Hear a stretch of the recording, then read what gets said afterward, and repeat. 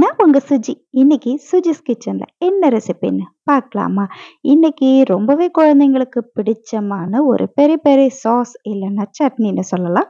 அந்த ரெசிபி எப்படி செய்றதுன்னு பார்க்கலாம். இந்த ரெசிபிய வந்து நம்ம நூடுல்ஸ், அப்புறம் எந்த கிரேவி செய்றதுனாலும் நம்ம ஒரு பேஸ் ரெசிபியா யூஸ் பண்ணிக்கலாம்.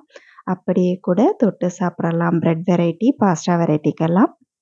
சிம்பிளான இந்த ரெசிபி செய்கிறதுக்கு ஒரு மிக்ஸி ஜாரில் வெங்காயம், தக்காளி, பச்சை மிளகாய், அப்புறம் குடமிளகாய் பச்சை, அப்புறம் சிகப்பு குடமிளகாய், அப்புறம் பூண்டு, இஞ்சி தேவைப்பட்டால் போட்டுக்குங்க. உப்பு சேர்த்துக்குங்க.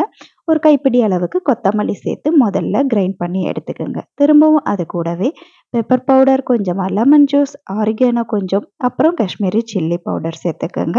2 டேபிள் ஸ்பூன் அளவுக்கு வினிகர் சேர்த்துக்குங்க. ஒரு 2, 3 டேபிள் ஸ்பூன் அளவுக்கு குக்கிங் ஆயில் சேர்த்துக்குங்க. அவ்வளோதான். தேவையான அளவு உப்பு சேர்த்துக்குங்க. இதில் வந்து சர்க்கரை வந்து ஆப்ஷனல்.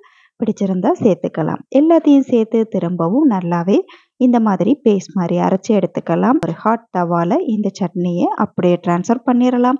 நல்லா மிக்ஸ் பண்ணிவிட்டு லோ ஃப்ளேமில் எண்ணெய் பிரிஞ்சு வர அளவுக்கு குக் பண்ணி எடுத்துருங்க. ஒரு 5லிருந்து 8 நிமிஷம் ஆகும்.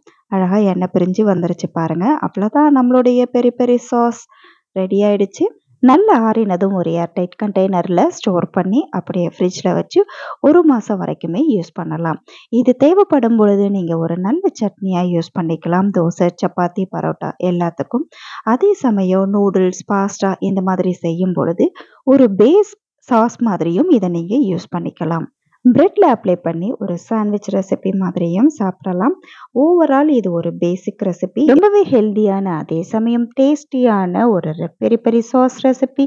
உங்கள் வீட்டில் இருக்க குட்டீஸ்லேருந்து பெரியவங்க வரைக்கும் எல்லாருக்கும் பிடிக்கும்னு நினைக்கிறேன்.